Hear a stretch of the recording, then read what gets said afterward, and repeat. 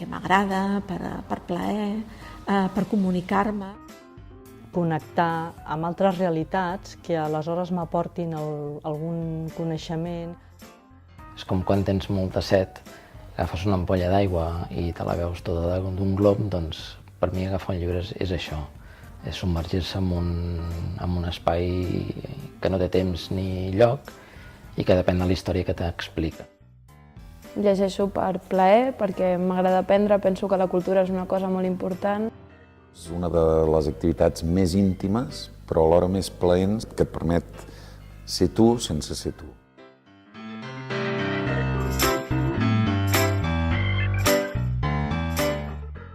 Si tinc una estona i quan viatjo, doncs sempre que tinc un moment l'aprofito per llegir. Ja quan he acabat la meva jornada laboral i necessito un moment de desconnectar de la realitat. Bàsicament al sofà de casa o en una cadira. Quan? Quan puc. A les estones mortes, al vespre, als migdies.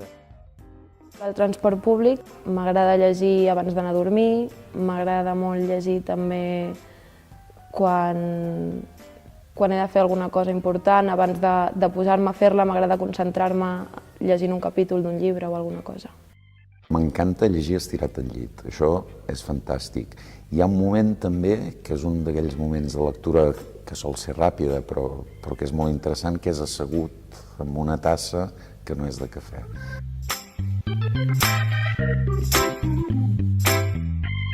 El que té més a veure amb l'assaig, no? Aquells pensaments que ens semblen tan ben formulats, tan ben expressats.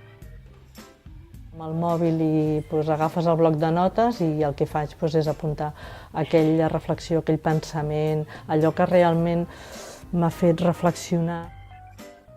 Sí que va haver-hi una època que em dedicava a apuntar coses als marges del llibre quan el llegia, però després, com no el tornava a obrir, vaig pensar que era bastant inútil fer-ho i vaig deixar de fer-ho.